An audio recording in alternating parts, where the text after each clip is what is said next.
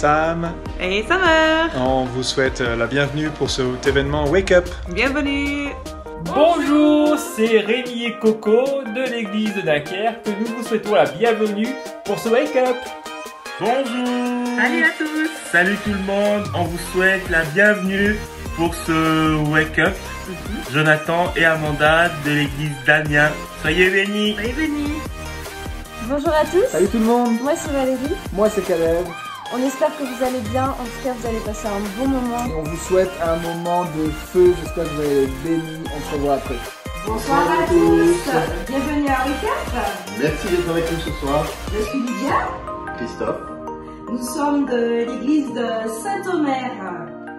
Bonne soirée. Soyez bénis. Nicolas. Et Raphaël. De Verquin. Soyez les bienvenus. Alors bonjour à tous les jeunes qui êtes connectés. Vous êtes connectés et vous nous suivez à Lille, vous nous suivez partout dans les Hauts-de-France. Alors nous vous souhaitons la bienvenue. Je suis Jonathan, je fais partie du comité Wake Up, je suis responsable de la jeunesse d'Amiens. Et donc c'est cette équipe donc de louanges qui va nous conduire, c'est l'équipe de louanges de la jeunesse d'Amiens. Et donc on vous dit soyez bénis. L'événement Wake Up, c'est quoi? C'est le rassemblement de la jeunesse des Hauts-de-France. Nous croyons en vous, vous avez du prix aux yeux de Dieu. Dieu vous aime et nous croyons aux connexions régionales, aux connexions nationales et nous voulons nous connecter avec vous. Alors ne restez pas juste derrière vos écrans, faites-nous des petits likes, faites-nous des petits commentaires et soyez bénis par ces moments de louange avec Benoît et toute l'équipe. Soyez bénis les amis. Yes, bienvenue Wake Up sur ce live, on y va ensemble. Est-ce que tu peux te lever chez toi et commencer à taper des mains? On y va ensemble? Hey, 1, 2, 3. Et on y va, on tape des mains. Hey, 1, 2, 3, hey.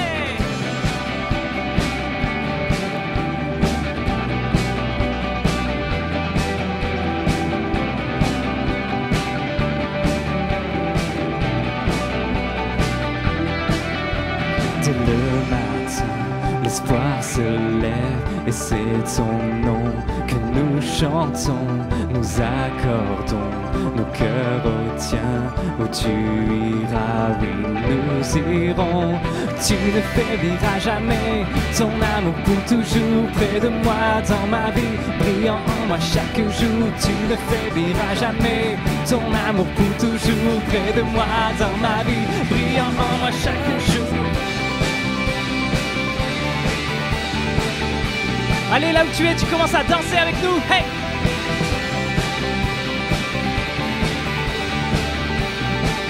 Tu éveilles en moi. Tu éveilles en moi, éveille en moi. Ta vie, Seigneur, à jamais. Tu éveilles en moi, éveille en moi. Ta vie, Seigneur, à jamais.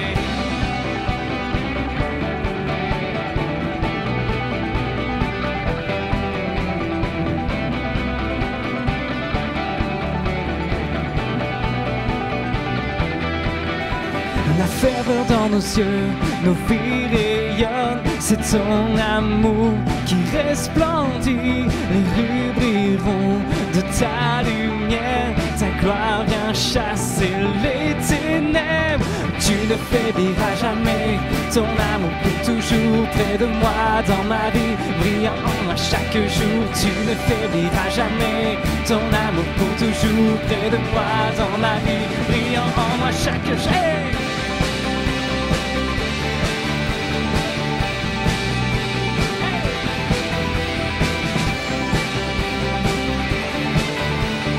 Et on chante ensemble, tu éveilles en moi. Tu éveilles en moi, éveille en moi. Ta vie, Seigneur, à jamais. Tu éveilles en moi, éveille en moi. Ta vie, Seigneur, tu éveilles, hey! Tu éveilles en moi, éveille en moi. Ta vie, Seigneur, à jamais. Tu éveilles en moi, éveille en moi. Ta vie, Seigneur, à jamais.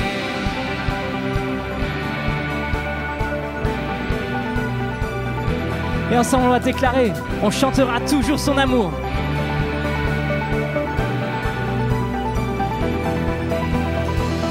Pour toujours, pour toujours, pour toujours, ton amour. Pour toujours, pour toujours, pour toujours, ton amour. Pour toujours, pour toujours, hey, pour toujours, ton amour. Pour toujours, pour toujours, pour toujours, ton amour. Tu ne faibliras jamais, ton amour pour toujours près de moi dans ma vie, brillant en moi chaque jour. Tu ne faibliras jamais, ton amour pour toujours près de moi dans ma vie, brillant en moi chaque jour. Hey!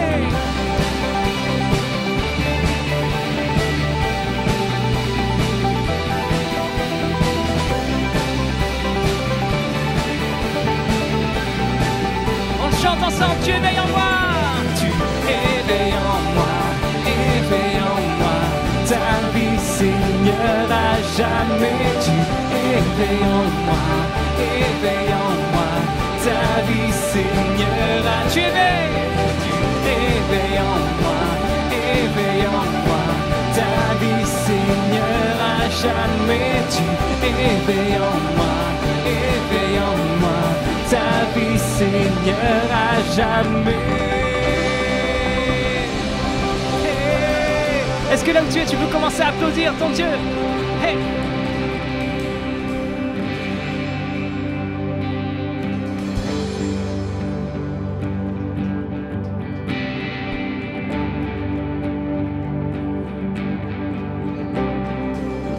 J'ai vu l'ennemi s'effondrer, l'obscurité se dérober. Pourtant ce mystère reste insaisissable. Mon nom est écrit là dans le ciel. J'ai vu sa puissance en action, sa force de résurrection. Pourtant ce mystère reste insaisissable. Mon nom est écrit là dans le ciel. Mon chant demeurera éternel. C'est là, hey! C'est là mon témoignage. Je suis sauvé, sa grâce a changé ma vie. Je chanterai par Jésus mon rédempteur, justifié. Voilà mon témoignage, voilà mon témoignage.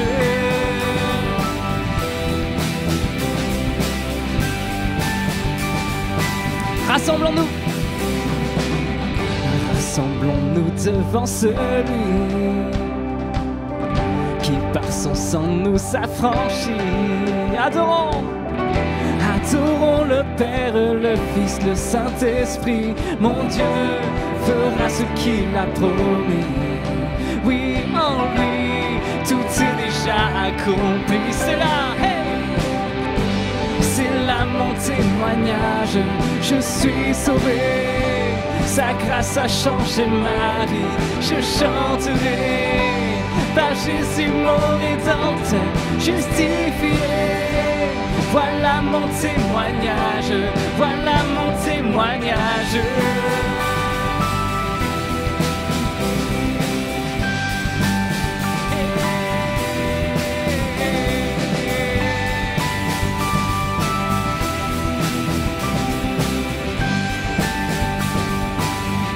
Tant que je vis, tu agis.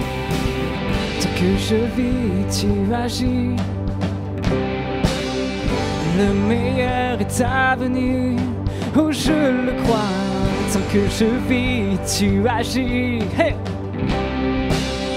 Le meilleur est à venir, oh je le crois. Tant que je vis, tu agis. Le meilleur est à venir, oh je le crois. Tant que je vis, tu agis. Oui, le meilleur est à venir, oh je le crois. C'est là mon témoignage, hey!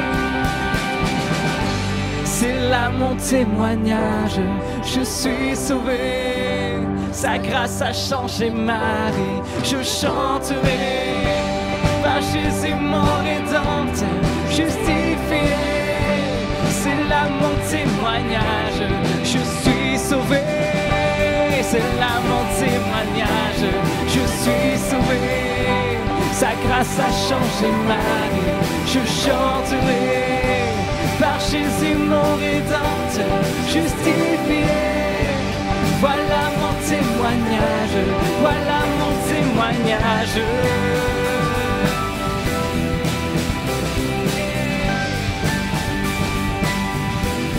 Je suis sauvé.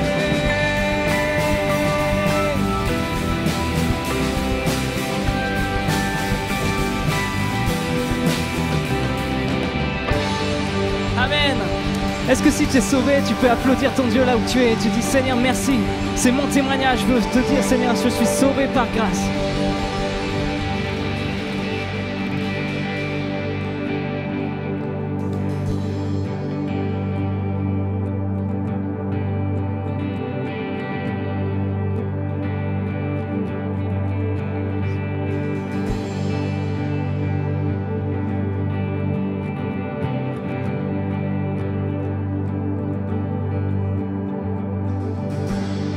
Oh Jésus, Seigneur, on est là devant toi et on veut te dire Seigneur, combien tu es grand, combien tu es bon pour nous.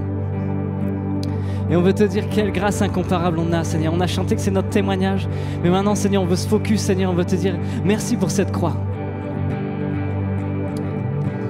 Qui brise le pouvoir du mal de la mort, qui aime d'un amour si puissant, si fort, c'est le roi de gloire, il est le roi des rois.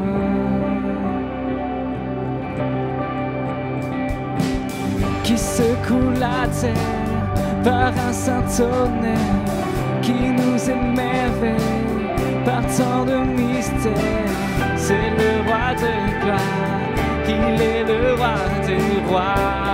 Hey, quelle grâce incomparable, quel amour infini, que tu aies pris ma croix, que tu sois mort pour moi, tu as payé le prix, pour qu'enfin je sois libre. Oh, oh, oh, Jésus, je te chante pour ce que tu as fait.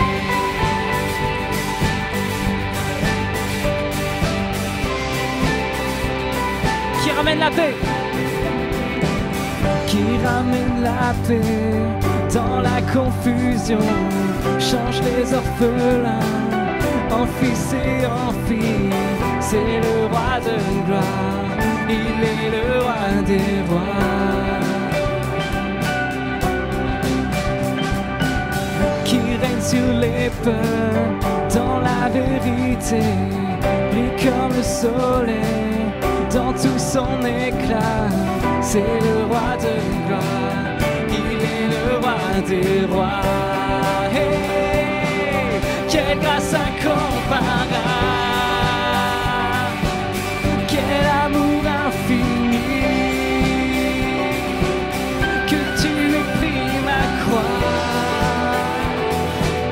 que tu sois mort pour moi, tu as payé le prix, pour qu'enfin je sois libre. Oh, oh, oh, Jésus, je te chante pour ce que tu as fait. Digne est l'agneau immolé, digne est le roi vainqueur sur la mort, digne est l'agneau immolé, digne est le roi vainqueur sur... Déclare, hey! Digne est l'agneau immolé, digne est le roi vainqueur sur la mort, digne est l'agneau immolé,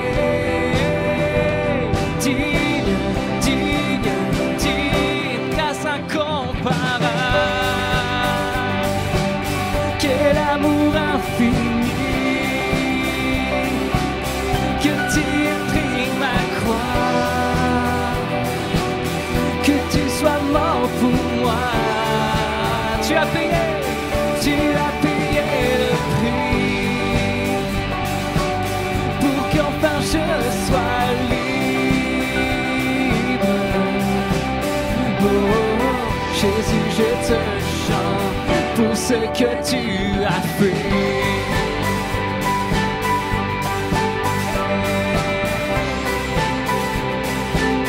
Pour ce que tu as fait.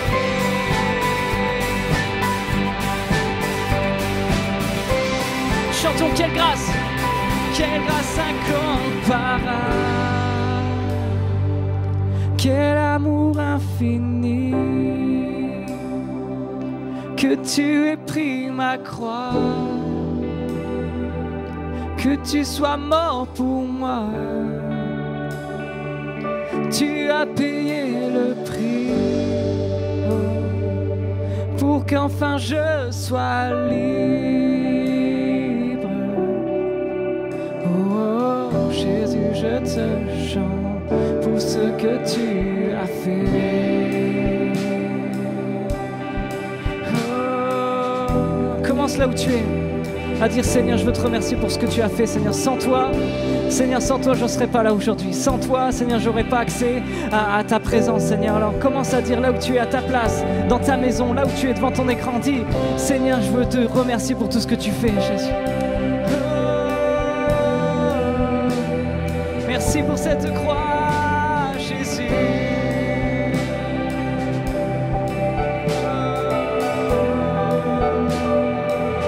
Tu es Dieu, le Dieu sauveur. Merci pour cette croix, Jésus. Tu es tout puissant, Dieu. À toi revient toute la gloire. Jésus, tu ne changes pas.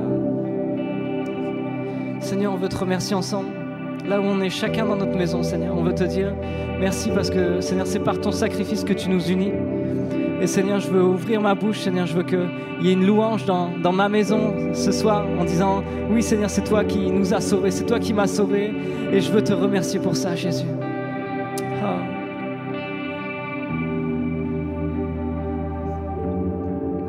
Oh, Jésus.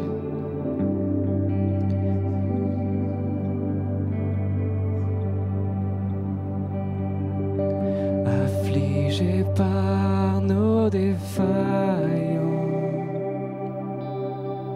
nos blessures et nos chaînes, tu as choisi l'obéissance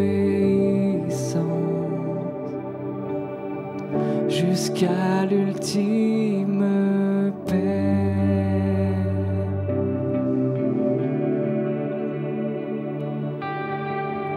Tu as connu toute souffrance, vécu toute injustice, fondement de mon espérance, merveilleux sacrifice.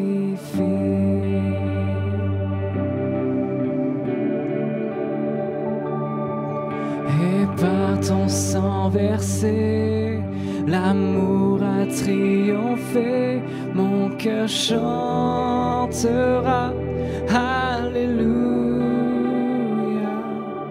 Ma vie est restaurée, la haine est terrassée, mon cœur chantera, Alléluia.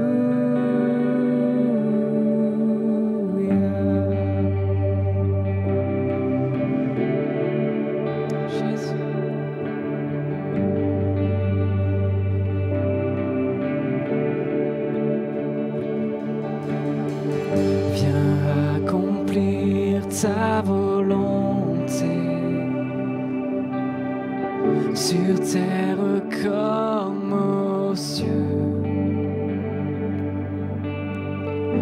Apprends-moi à tout pardonner suivant ton cœur, ô Dieu. Et par ton sang, et par ton sang versé, l'amour a triomphé. Mon cœur chantera, Alléluia. Ma vie est restaurée, la haine est terrassée. Mon cœur chantera, Alléluia. Et par ton sang, et par ton sang versé, l'amour a triomphé. Mon cœur chantera, Alléluia. Ma vie est restaurée, la haine est terrassée. Mon cœur chantera, Alléluia.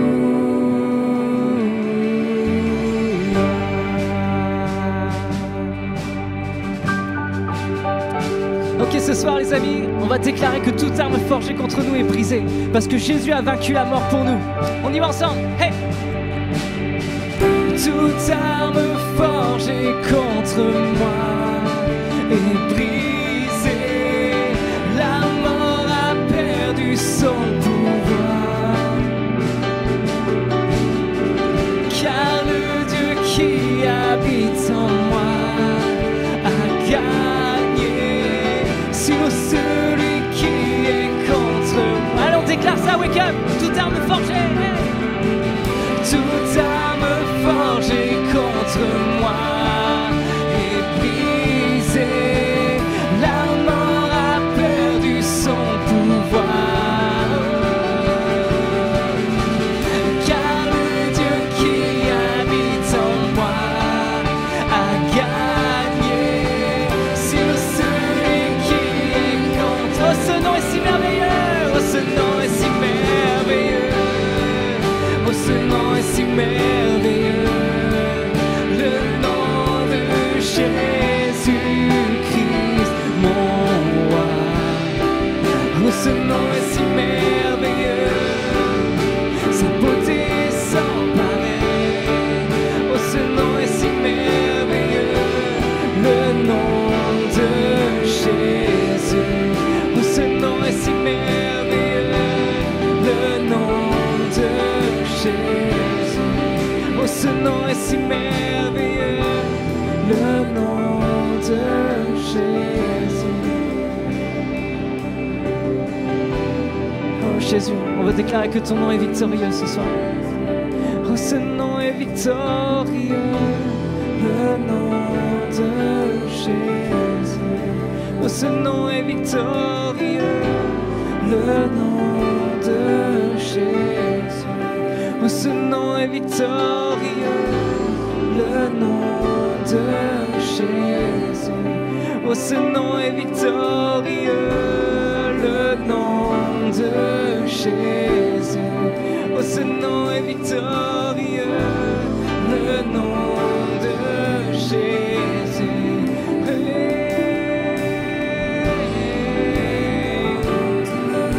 Commence à le dire là où tu es. Seigneur, je veux proclamer ce soir que ton nom est victorieux, que ton nom est au-dessus de tout, Seigneur, sur ma vie, sur la vie de mes voisins, sur la vie de mes amis. Je veux déclarer que ton nom est victorieux, Seigneur, et qu'il n'y a rien qui surpasse ton nom, Seigneur, rien du tout, Seigneur, sur cette terre, dans les cieux, rien ne surpasse ton nom, Jésus. Oh, le nom victorieux de Jésus.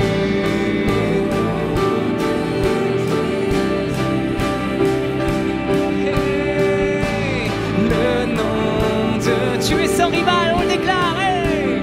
Tu es sans rival, tu es sans égal, Dieu, tu triomphes à tout jamais. À toi soit le bien, à toi soit la gloire, car ton nom surpasse tout autre nom. Oh, ce nom est victorieux,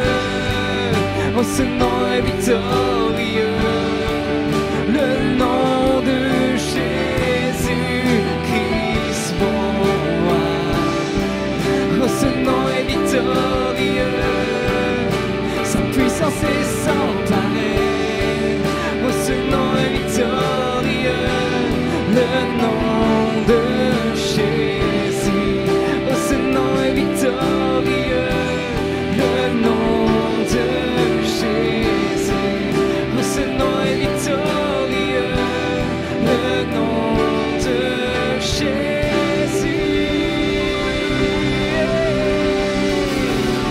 Là où tu es, commence à clamer ce nom victorieux. Hey!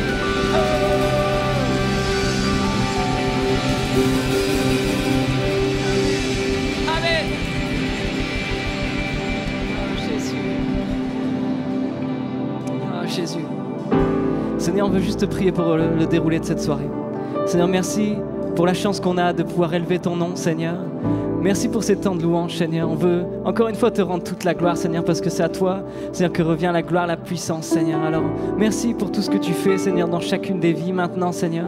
Et je veux te prier maintenant, Seigneur, pour le pasteur Daniel, Seigneur, que tu puisses aussi lui donner une parole particulière pour nos cœurs, Seigneur, ce soir.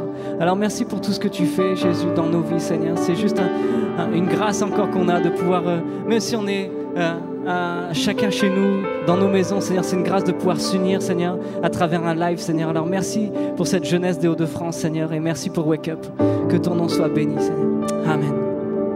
Amen. Amen. Est-ce que dans le chat, on peut tous dire Amen, gloire à Dieu, gloire à notre Seigneur. Et maintenant, je veux juste laisser. Merci, Seigneur. Ah, ça, c'est beau d'avoir une équipe comme ça. Merci, Amen. Et maintenant, je veux laisser toute la place à Daniel qui va nous apporter cette parole. Soyez bénis.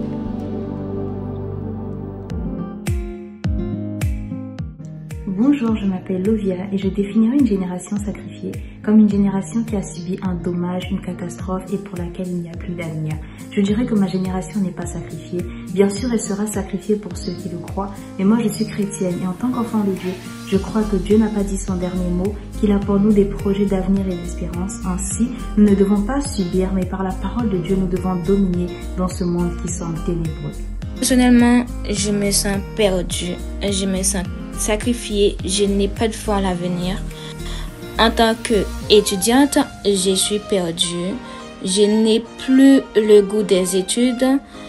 J'étais partante pour faire un bac plus 3. Pour l'instant, je me projetais dans le possible. Je n'ai même plus la possibilité de me projeter dans l'avenir.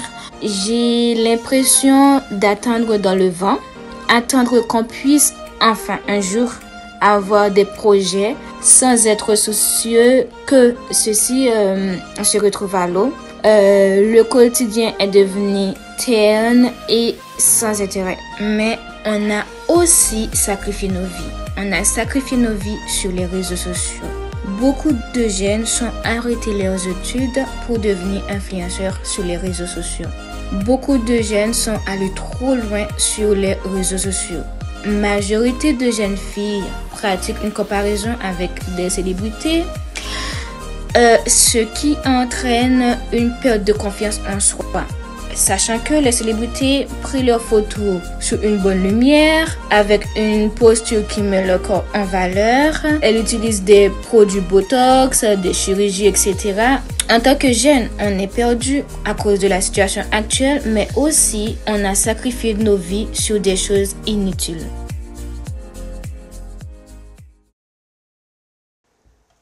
Bonjour, je suis très heureux et très honoré de partager ce moment avec vous. Bien entendu, on aurait aimé se retrouver en présentiel, mais les contraintes sont celles-ci, donc on est déjà béni de pouvoir avoir une communication et un lien ensemble par ce moyen technique.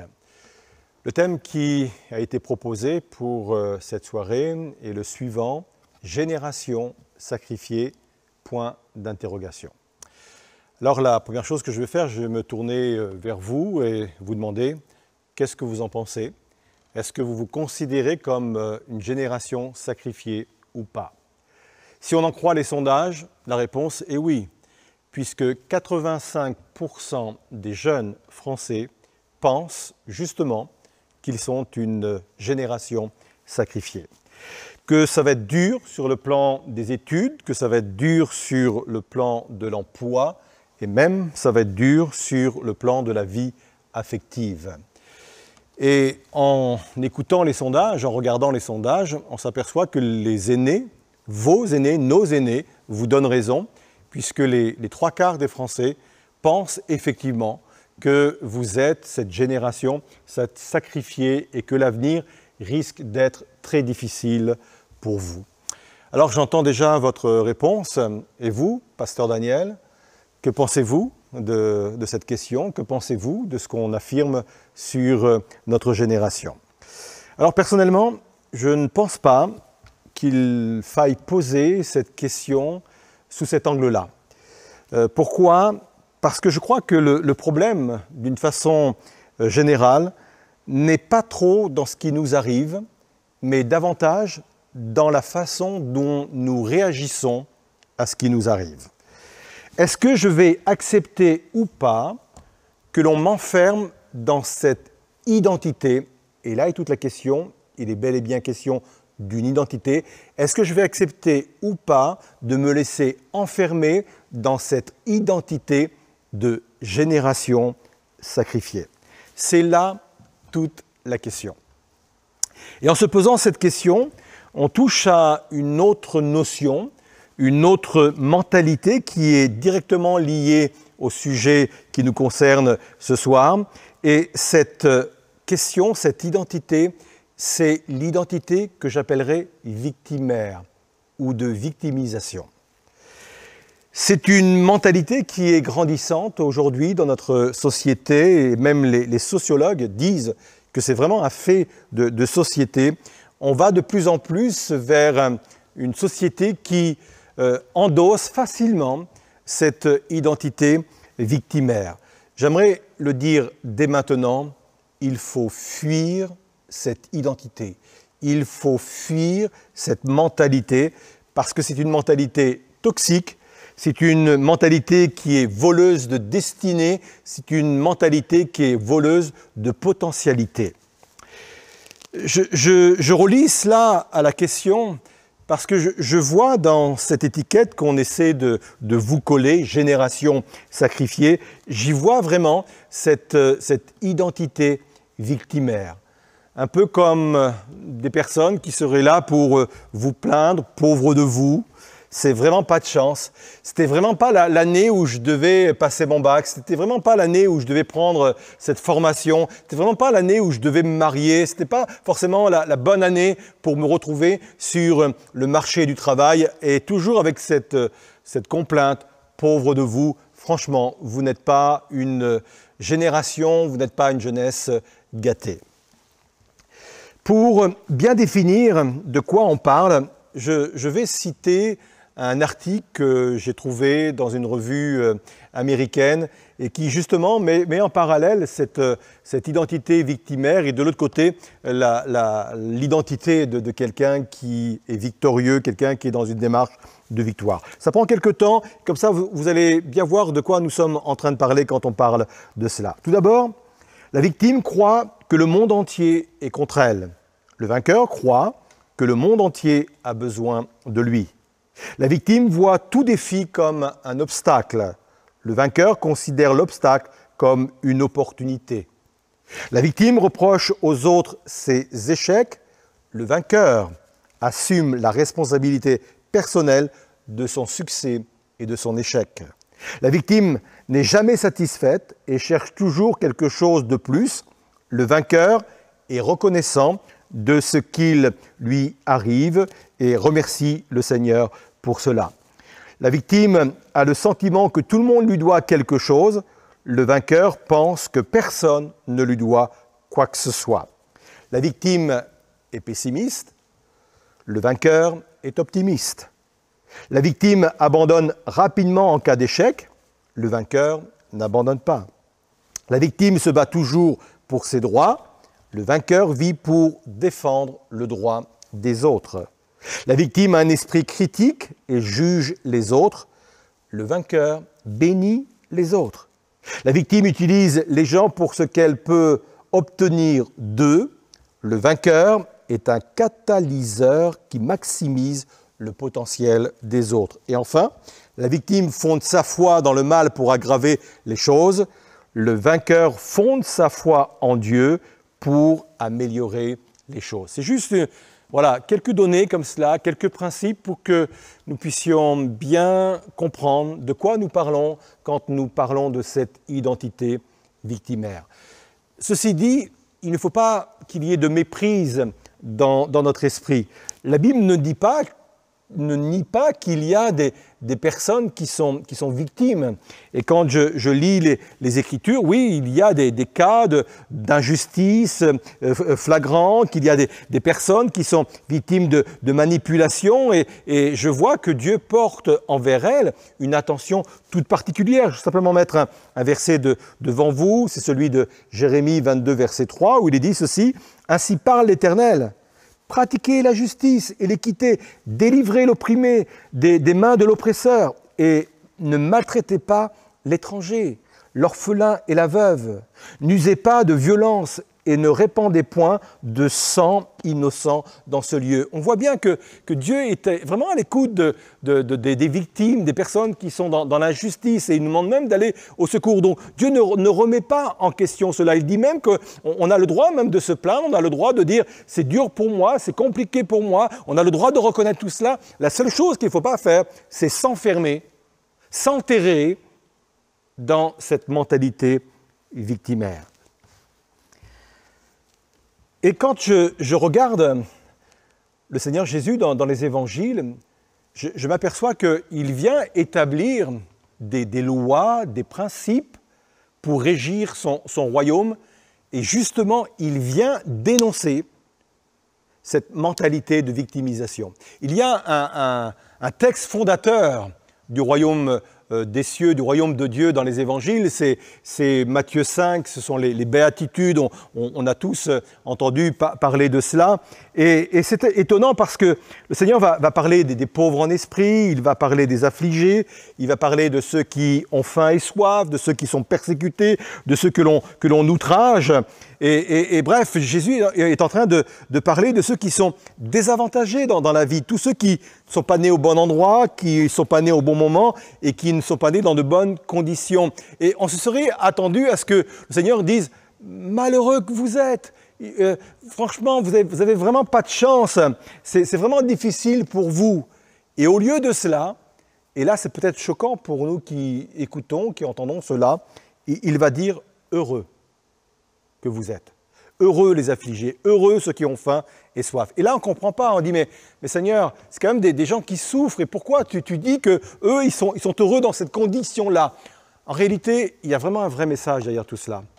Le sens littéral du mot « heureux », c'est « en marche ». Et Jésus est en train de dire à toutes ces personnes qui pourraient tomber dans la victimisation, il leur dit « Non, non, en marche ». Il y a un devenir pour vous, en marche. Il faut y aller. Il ne faut pas vous enterrer dans cet état-là. Il ne faut pas vous enterrer dans cette identité, en marche. Et j'aime l'idée de ne pas se complaindre dans sa situation. J'aime l'idée de ne pas s'écouter, de dire en marche. Et d'ailleurs, le mot heureux est traduit ailleurs par béni. Ça veut dire que si je suis dans cette démarche de me mettre en marche, de sortir de cet état et d'avancer, il y a une bénédiction qui est attachée à mon comportement. Et là, je reviens à ce que je disais en introduction. Le problème n'est pas ce que je vais vivre, ce que je vais subir, mais c'est comment je vais réagir à ce que je veux vivre. Soit j'accepte cela comme une fatalité, ou alors comme le royaume de Dieu m'invite à le faire, je me mets en marche pour sortir de là. Ça, c'est un point important, me semble-t-il, pour répondre à cette question, sommes-nous une génération sacrifiée ou pas? Ne rentrons pas dans cette étiquette d'identité que l'on veut mettre sur vous. Deuxième chose à considérer, en tant qu'enfants de Dieu, nous sommes au bénéfice de la loi de la restitution. C'est une loi extrêmement importante, peut-être que vous n'en avez pas entendu parler, mais je vous invite vraiment à vous arrêter avec moi sur ce principe-là, parce qu'il est extrêmement important. De quoi je parle quand je vous adresse cette loi?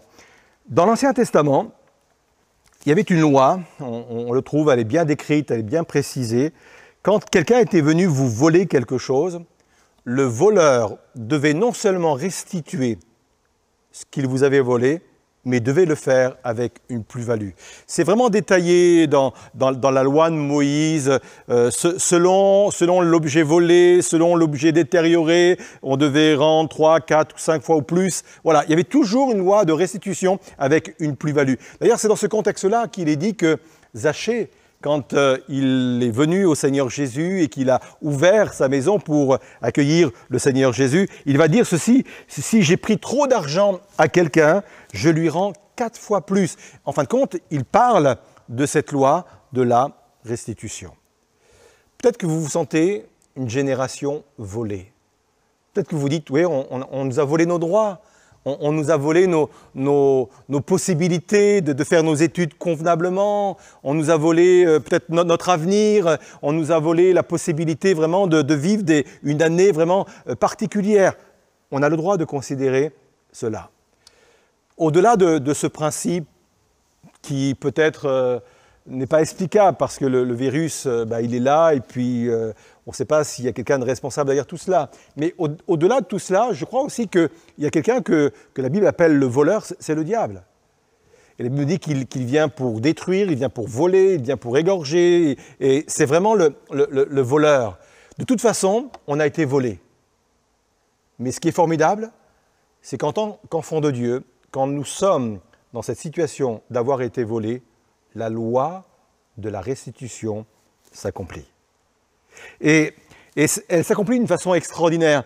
Et pour bien comprendre de quoi nous sommes en train de parler, on va faire une autre lecture dans le livre des Psaumes, au chapitre 69 et versets 4 et 5. C'est David qui parle. Et vous allez voir, on va faire un rapprochement avec le Seigneur Jésus qui est très intéressant. Il dit ceci: « Je suis épuisé à force de crier, ma gorge est brûlante, mes yeux se fatiguent à attendre mon Dieu. Ceux qui me détestent sans raison sont plus nombreux que les cheveux de ma tête. Ils sont puissants ceux qui me détruisent et qui m'en veulent injustement. » Et là, c'est important, ce que je n'ai pas volé, est-ce que je peux le rendre ? Et David se dit, mais voilà, on m'accuse de toutes sortes de choses, mais je ne peux pas rendre ce que je n'ai pas volé. Et il fait appel à son bon sens, il fait appel à la logique, il fait appel à ce qu'il connaît vraiment dans son contexte, dans son environnement. On ne peut pas m'obliger à rendre ce que je n'ai pas volé. Et la question et l'argumentation de David est très intéressante. Et à David, on peut lui répondre, non, pas toi, mais Jésus l'a fait. Ça veut dire que Jésus peut me rendre ce que d'autres m'ont volé. Jésus peut me rendre ce qu'il ne m'a pas volé. Et c'est là toute la dimension de la grâce, et c'est là toute la dimension de la croix que Jésus est capable d'accomplir. Il vient vraiment accomplir la loi de la restitution. Vous pouvez peut-être vous dire que vous avez perdu du temps, peut-être que vous pouvez vous dire que vous avez des opportunités de gâcher. J'aimerais vous dire que non seulement Jésus vous rend ce qui vous a été volé, mais il vous le rend avec une plus-value. Peut-être que vous vous dites, cette année-là, elle est perdue, pas pour Dieu. Il va vous la rendre, et il va vous la rendre avec une plus-value. C'est une question de foi, c'est une question de confiance, c'est une question d'attente avec foi de ce que le Seigneur est capable de produire. Puis un dernier élément, et ce sera mon dernier point, vous n'êtes pas une génération sacrifiée parce que je crois que vous êtes appelés, oui, vous, à vivre des choses extraordinaires. Je vais même aller un peu plus loin, j'envie votre génération. Alors pour ceux qui me connaissent, ils savent que je ne suis pas un idéaliste, je suis plutôt un pragmatique. Et si je dis ça, c'est parce que je suis pleinement convaincu que vous êtes vraiment une génération spéciale, appelée à vivre des choses extraordinaires.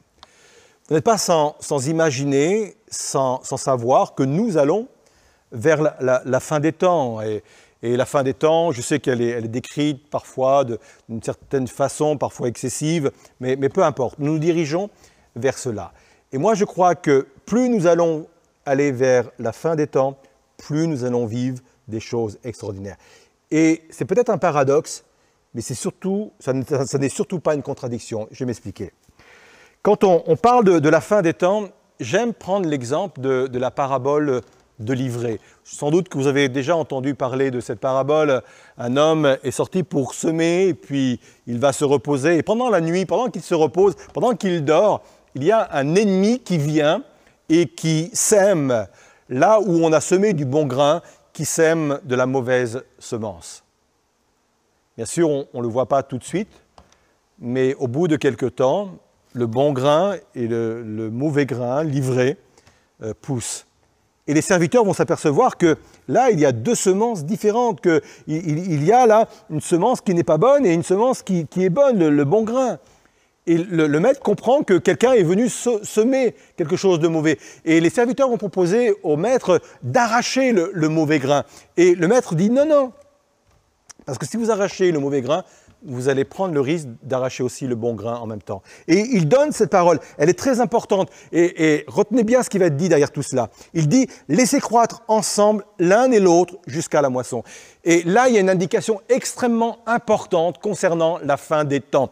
La Bible dit que, certes, dans la fin des temps, l'ivraie va croître.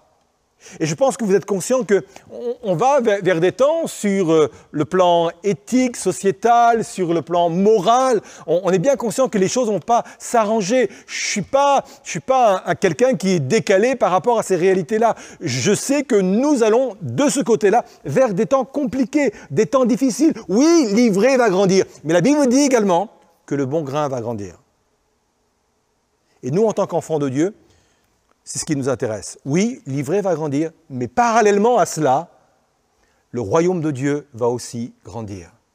Et là, je ne parle pas simplement sur le plan numérique, même si je crois effectivement qu'il y aura de plus en plus de chrétiens, mais je parle aussi sur le plan de la profondeur, de la qualité de ce que nous allons vivre. Et vous êtes cette génération-là qui est appelée justement à vivre dans la fin des temps, cette moisson extraordinaire, cette croissance exponentielle du royaume de Dieu. J'en suis complètement convaincu. Alors non, je ne crois pas que vous êtes une génération sacrifiée, mais vous êtes une génération qui est appelée à vivre ces choses extraordinaires. Et j'ajouterai quelque chose d'autre. À ces temps particuliers, Dieu vous promet un revêtement particulier. J'aime ce texte, vous savez. C'est Pierre qui va le citer, il va citer un texte de Joël quand il y a eu la Pentecôte dans Acte 2, il y a eu le baptême dans le Saint-Esprit, des flammes, des langues comme des lames de feu, des flammes de feu se sont retrouvées sur la tête de ceux qui étaient dans la chambre haute. Et les gens vont se demander ce qui se passe. Et lui va citer ce texte de Joël où il va dire « Dans les derniers jours », retenez bien cela, « Dans les derniers jours », dit Dieu, « Je répandrai mon esprit sur toute chair, vos fils et vos filles prophétiseront, vos jeunes gens auront des visions et vos vieillards auront des songes. » Alors je sais que c'est ce qu'il va dire quand ils ont vécu la Pentecôte dans Acte 2. Mais ne pensez pas que toute cette prophétie de Joël se soit accomplie le jour de la Pentecôte. Comme c'est souvent le cas dans le domaine prophétique, il y a plusieurs strates de compréhension. Je crois effectivement que le jour de la Pentecôte, une partie de cette prophétie de Joël s'est vraiment accomplie. C'est la venue du baptême dans le Saint-Esprit, les fusions du Saint-Esprit. Mais je reviens à cette expression « dans les derniers jours ». Les derniers jours dans lesquels nous nous trouvons et dans les derniers jours que nous sommes appelés à vivre. Dans les derniers jours, Dieu nous promet, pour vivre ces temps si particuliers, il nous promet une onction particulière, une onction qui va avec ces temps particuliers. Alors ma conclusion, elle est celle-ci. Non, je ne crois pas que vous êtes une génération sacrifiée. Je pense que vous êtes une génération choisie. Je crois et je pense, je peux même l'affirmer, que vous êtes une génération ointe pour vivre des choses extraordinaires. Alors bien sûr, on peut se laisser enfermer dans cette étiquette qu'on veut nous mettre sur nos vies. On peut accepter cela, on peut dire oui, c'est peut-être confortable, puis comme ça on va aussi se faire plaindre. Ou alors je refuse cette étiquette, je refuse cette identité victimaire et je me dis non, je fais partie du royaume de Dieu, je suis enfant de Dieu et l'encouragement que Dieu me dit, c'est en marche. Va vers ta destinée, va vers ton potentiel. Il y a des choses extraordinaires à vivre. De toute façon, si tu penses avoir perdu quelque chose, je vais te le rendre. Et je vais te le rendre avec une plus-value parce qu'il y a cette loi de la restitution. Et de toute façon, vous êtes appelés à vivre des temps particuliers, certes sur le plan immoral, mais des temps particuliers également sur le plan spirituel. Vous êtes appelés à recevoir une onction particulière et c'est ça qui est important. Vous êtes une génération choisie. Vous êtes une génération ointe. Je voudrais qu'on puisse avoir un court moment de recueillement, peut-être même une introspection où chacun peut se dire mais où j'en suis par rapport à cela? Est-ce que je me suis laissé enfermer dans un schéma de pensée? Est-ce que aujourd'hui ce schéma de pensée me met à terme, m'empêche de voir l'avenir, m'empêche de me projeter dans mes études, me projeter dans des projets de mariage, me projeter dans un ministère, dans un appel, quel qu'il soit? Je pense que c'est important de rentrer au-dedans de soi, de dire non, ça c'est pas mon identité. Mon identité, c'est enfant de Dieu, auquel le Seigneur va restituer ce qui nous a été volé et auquel Dieu va donner une onction particulière pour accomplir les temps extraordinaires que nous allons vivre dans le domaine du royaume de Dieu. On incline nos têtes et on prie ensemble. Seigneur Jésus, je veux te demander ta grâce, je veux te demander ta bénédiction sur nos vies et dans la vie de tous ceux et de toutes celles qui suivent cet enseignement, Seigneur Jésus. Viens par ton esprit, Seigneur Jésus, changer peut-être notre mentalité pour que nous puissions nous revêtir de la bonne identité, Seigneur. Plus que jamais, ces temps nous appellent à être au clair avec notre identité, Seigneur. Et je te prie qu'il en soit ainsi par le Saint-Esprit. Viens dans les cœurs, viens toucher nos âmes, viens toucher nos vies, Seigneur. Je veux tout à nouveau me projeter vers l'avenir. Je veux tout à nouveau me projeter vers mon appel. Tout à nouveau, Seigneur, croire à tout ce que tu as prévu de bon pour chacun d'entre nous, dans le nom de Jésus. Amen. Soyez bénis et que la grâce de Dieu vous accompagne. On est très content d'avoir pu avoir cette prédication vraiment de qualité de Daniel. On était vraiment privilégiés de l'avoir. Et même, j'allais dire, le privilège se continue puisqu'on va avoir aussi maintenant un petit temps juste de questions-réponses pour aller plus loin dans ce qui a été partagé. Et on espère qu'à travers cet échange qu'on va avoir avec Daniel, vous puissiez saisir des clés, vous puissiez saisir peut-être des choses encore plus profondément. Donc en tout cas déjà, merci Daniel d'être avec nous pour cette soirée Wake Up. On sait que ça fait longtemps maintenant qu'on n'a pas pu se réunir et on a saisi ce moment-là, on a voulu saisir ce thème aussi, génération sacrifiée, parce qu'on est bien conscient qu'on vit des temps particuliers, que les jeunes vivent des temps tout particuliers, peut-être encore peut-être plus fort que d'autres. En tout cas, on sait que c'est une emphase, une inquiétude qui est générale. Et tu nous as partagé plusieurs éléments pour nous encourager à ne pas vivre avec ce questionnement-là. Et tu as parlé notamment de quelque chose qui est très, très fort dans notre génération, dans cette génération-là. C'est le fait d'être dans une position de victime, la victimisation et de ne pas s'attacher à cette identité. Et j'ai noté comme quoi tu as dit justement qu'il fallait quand même considérer le droit de la victime. J'ai envie de te poser cette question. Comment faire pour basé en se disant, voilà, je dois faire face au fait que j'ai peut-être été victime d'abus, de situations difficiles, d'un contexte difficile, etc., tout en ne s'arrêtant pas là et en n'attachant pas mon identité à cela. Oui, c'est important. Bien sûr, on n'a pas eu le temps de développer parce que le format était réduit, mais on l'a entendu, Dieu nous reconnaît aussi le statut de victime. Et c'est très important parce que se reconnaître victime et savoir que d'autres, et en l'occurrence Dieu nous reconnaît comme tel, c'est un élément indispensable pour une guérison intérieure. Donc c'est bien de savoir que Dieu nous considère comme cela. Mais c'est une étape uniquement. Pour qu'il y ait justement guérison, il y a cette étape qui est nécessaire, mais il faut passer de cette étape à une autre étape. Et l'autre étape, c'est de sortir de là pour aller vers la guérison, parce que Dieu nous promet encore des choses extraordinaires devant.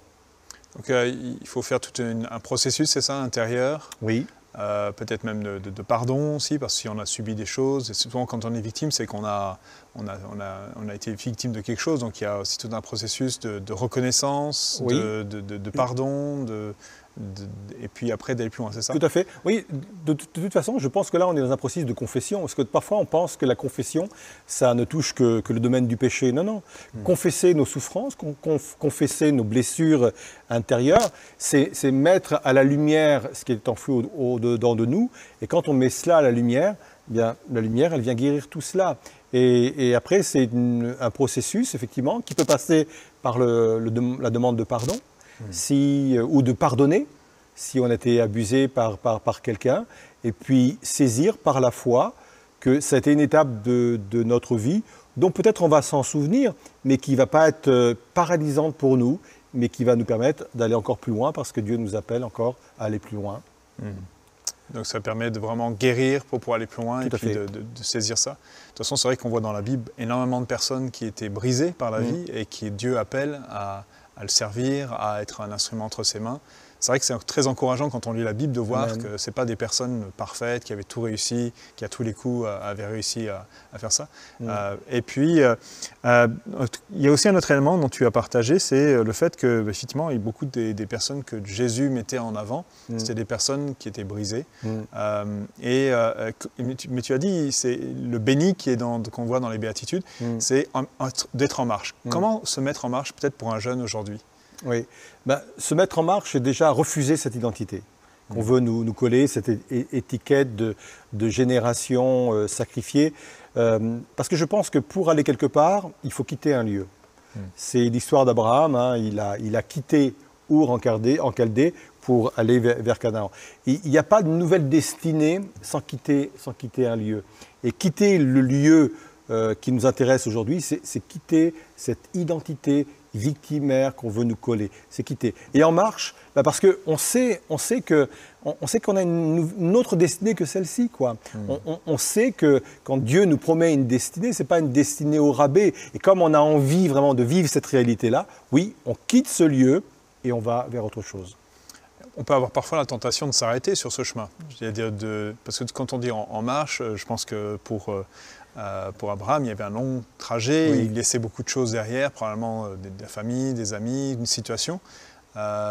Pour aller en avant, est-ce qu'il y a une question de persévérance, de croire qu'il y a quelque chose d'autre plus loin? Oui, c'est sûr que sur ce chemin-là, il y a des étapes plus ou moins faciles. Certaines étapes nous vont réclamer effectivement de la persévérance, de dire voilà, il faut savoir aussi endurer une certaine douleur, une certaine souffrance. On peut parler de résilience et d'avancer comme cela. Pour d'autres étapes, ce sera un appel à la foi et la confiance dans l'avenir. Donc oui, il y a plusieurs étapes qui vont nous demander à chaque fois, ce ne seront pas forcément toujours les mêmes choses, mais qui vont nous demander des ressources intérieures que Dieu pourra nous communiquer ou qu'on pourra saisir ailleurs. Est-ce que tu as partagé aussi la loi de la restitution, qui est une loi issue de l'Ancien Testament, mais qu'on retrouve à travers Jésus, c'est ça? À la croix, de vient nous restituer ce qui nous a été volé par l'ennemi. Est-ce que peut-être tu as des exemples concrets pour des jeunes qui ont l'impression qu'on leur a volé leur jeunesse d'une certaine façon, des relations avec des amis, peut-être même affectives, des études qui ont été tronquées ou qui ne sont peut-être pas à la hauteur de ce qu'ils attendaient, un avenir peut-être qui est un peu mis entre parenthèses? Tu viens de citer tous les exemples qu'on pourrait utiliser, effectivement. Si on a l'impression que notre temps a été volé, Dieu va restituer ce temps, même avec une plus-value, avec des temps beaucoup plus forts dans les temps à venir. Si on nous a volé un certain relationnel, on s'est privé d'amis, peut-être même de rencontres, même des rencontres décisives, soit sur le plan professionnel ou même sur le plan affectif. Moi, je crois que Dieu peut et va nous restituer tout cela, même sur le plan des études. Peut-être qu'on peut penser que cette année, elle est perdue parce qu'on a eu du mal à apprendre l'examen, comment on va s'en sortir plus tard dans la vie professionnelle. Il y a un exemple très, très fort dans la parole de Dieu, c'est l'exemple de Daniel et de ses amis. Le contexte quand même, il est fort. Ils sont déportés de leur ville natale, de leur pays natal, pour aller dans un pays qu'ils ne connaissent pas, à Babylone, avec une culture qu'ils ne connaissent pas, avec une langue qu'ils ne connaissent pas. Et on pourrait dire, mais ça y est, ils sont sacrifiés, eux, c'est sûr, ils sont sacrifiés, ils sont perdants, ils sont perdus même. Et puis, la Bible nous dit que au bout d'un certain temps, ils vont reconnaître que ces gars-là, là, Daniel et ses copains, ils sont meilleurs et plus intelligents que les autres. Ils ont mieux réussi que les autres. En fin de compte, ils ont vécu la loi de la restitution. Ce que les Babyloniens leur ont volé en les déportant dans leur pays, Dieu leur a restitué, mais mieux que cela, avec une plus-value extraordinaire. Donc oui, les jeunes sont appelés à vivre cela. En plus, c'est vrai qu'ils étaient étudiants à l'origine, ils étaient prévus d'entrer, voilà, avoir des fonctions hautes dans la société israélite. Et puis là, effectivement, ils se retrouvent au plus haut. Et même sur le plan professionnel, parce que si on part du principe que Daniel, on peut dire que Daniel était pratiquement un premier ministre de l'empire babylonien, qui était quand même à l'époque le plus grand empire de l'époque, après est venu l'empire perse qui lui a pris la domination, mais ce n'était pas n'importe quel empire, il est devenu quand même, il a réussi, on peut dire qu'il a réussi professionnellement, et c'était mal engagé, c'était mal parti. Il a eu une année pire que la Covid, c'est une année difficile de déportation avec sans doute des morts, une ville détruite, un avenir brisé. Il a réussi parce qu'il a vécu la loi de la restitution. Est-ce que, d'une certaine façon aussi, quand on regarde ces situations-là, au lieu d'être dans une situation d'effondrement intérieur, il y a peut-être aussi un aspect de reconnaissance, de voir que malgré tout, Dieu est là. Amen. Oui, tout à fait. Je crois que c'est important. C'est important. D'ailleurs, on le disait dans le parallèle entre victime et victorieux, c'est être reconnaissant au Seigneur de ce qu'on vit aujourd'hui. Plutôt que de se plaindre. Je sais que c'est compliqué quand on dit, attendez, si, il faut apprendre, et c'est ça la dynamique de l'adorateur. C'est de savoir remercier Dieu et d'adorer Dieu pour ce que l'on vit. Parce que nous, on sait que l'histoire n'est pas finie. C'est pour ça que peut-être la société et la génération aussi de jeunes d'aujourd'hui, elle a du mal à se projeter parce qu'eux, ils sont incapables de voir l'histoire qu'il y a derrière l'histoire. Mais en tant que croyants, nous on croit qu'il y a une autre histoire derrière. C'est l'histoire de Daniel, c'est tout ça, c'est de dire oui, nous on sait que l'histoire ne se finit pas là, que Dieu a prévu autre chose pour nous. Et ça c'est important, et puis ça doit nous amener effectivement à la reconnaissance. Merci Seigneur, parce que je sais que toute chose concourt au bien de ceux qui t'aiment. C'est réconfortant de savoir ça. Mais d'un côté, je me posais la question, tout au début, tu as parlé d'un sondage, comme quoi 85% des jeunes croient qu'ils sont une génération sacrifiée. Et j'ai envie de dire, est-ce que cette génération manque de confiance en elle-même? Je pense que oui. Mais aussi peut-être qu'on ne les aide pas non plus à avoir confiance en eux. Quand on voit aussi que les 3/4 des Français, donc toute génération confondue, pensent que ça va être difficile pour eux. Après, il y a plein de facteurs qui peuvent aussi, peut-être les médias aussi, qui sans cesse disent que ça va être compliqué pour eux. Donc à force de le dire, on commence à le croire, quoi. Mais je pense qu'ils doivent prendre confiance en eux. Parce que comme je le disais, ils sont appelés à vivre des choses extraordinaires. Ce n'est pas n'importe quelle génération. Et quand je disais que j'enviais cette génération, j'aurais aimé faire partie de cette génération parce que je crois qu'elle est appelée à vivre des choses extraordinaires. Et peut-être que pour reprendre confiance en elle, cette génération a besoin de comprendre que Dieu a confiance en elle. Dieu a misé sur cette génération-là. Et ce n'est pas des vains mots parce que moi je crois que dans sa façon d'organiser le monde, Dieu a prévu le moment où je devais naître dans ce monde-là.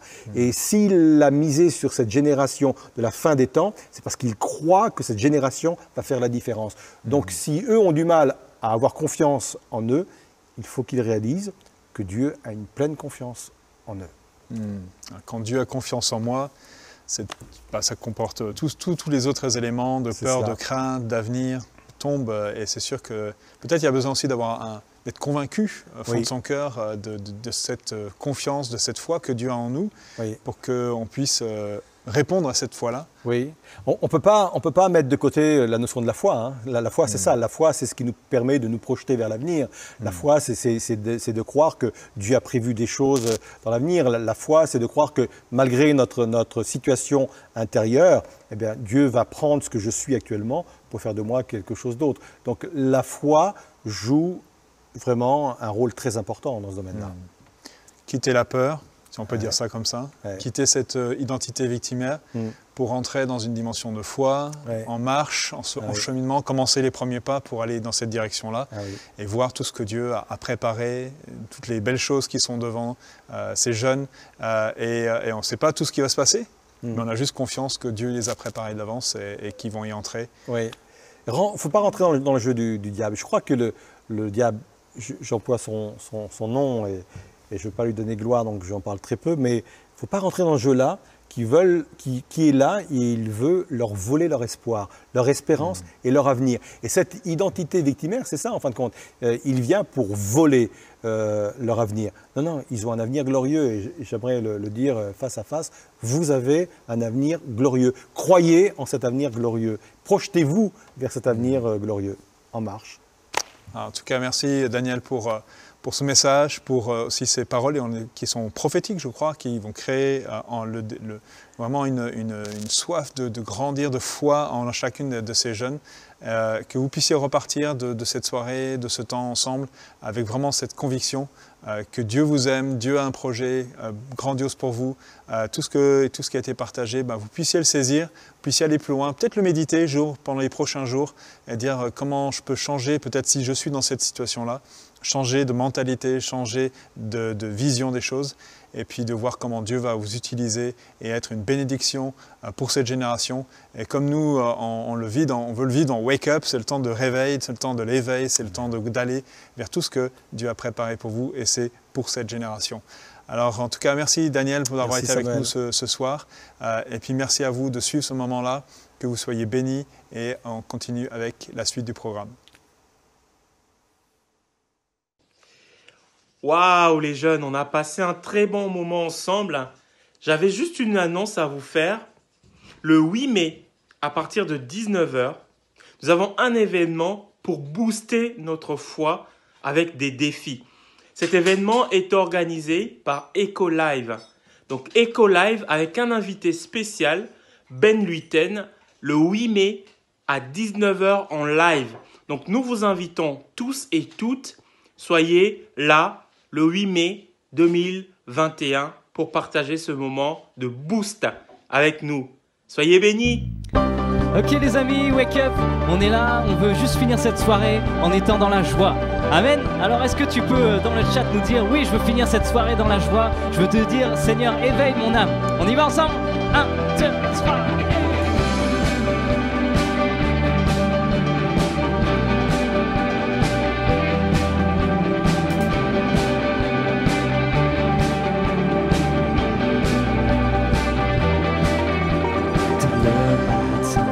L'espoir se lève et c'est ton nom que nous chantons, nous accordons nos cœurs au tien.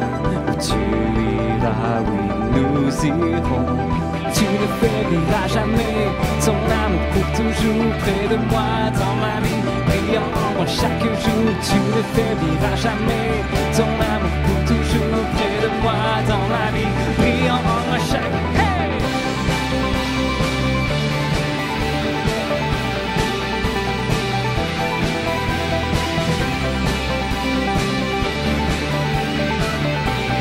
Tu éveilles en moi, hey! Tu éveilles en moi, ta vie Seigneur à jamais. Tu éveilles en moi, ta vie Seigneur à jamais.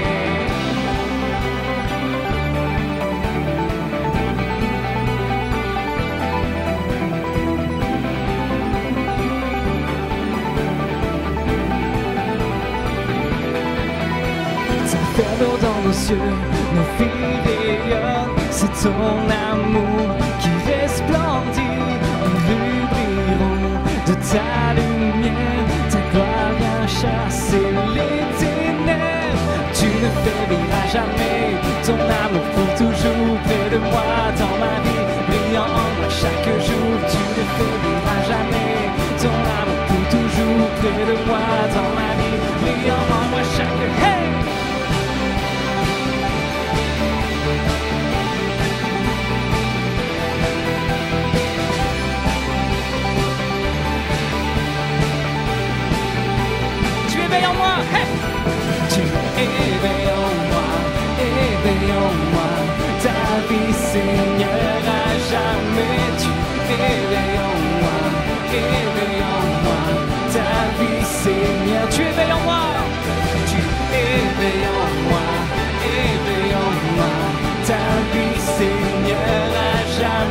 tu éveilles en moi, ta vie Seigneur à jamais.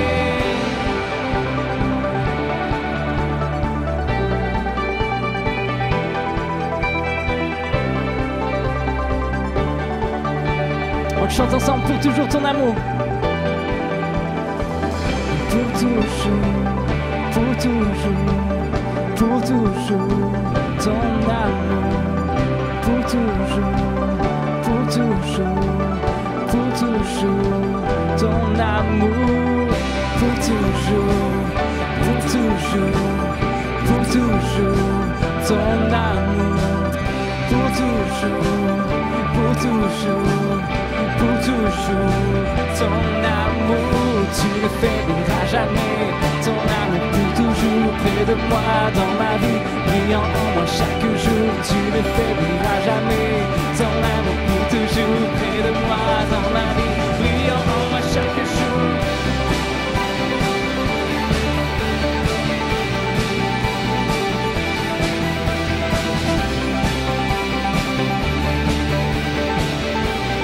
Tu éveilles en moi, hey! Tu éveilles en moi, ta vie Seigneur à jamais. Tu éveilles en moi, ta vie Seigneur à jamais. Tu éveilles en moi, ta vie Seigneur à jamais. Tu éveilles en moi, ta vie Seigneur à jamais. Amen. Seigneur, merci pour cette soirée.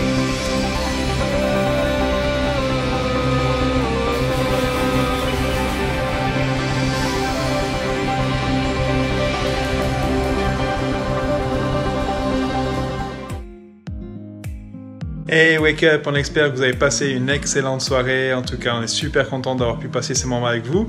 Et on vous dit à bientôt. À bientôt.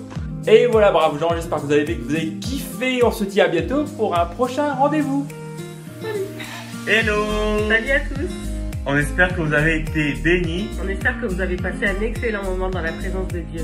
Oui, et donc on vous donne rendez-vous pour la prochaine. Soyez bénis. Soyez bénis. Salut. On espère que vous avez passé un bon moment. Puis n'hésitez pas à nous envoyer vos commentaires ou tous vos retours, ça va nous bénir et ça va nous faire plaisir. Allez, ciao. Bye. Voilà, j'espère que vous avez passé un bon moment avec nous et avec Dieu. À très bientôt pour la prochaine.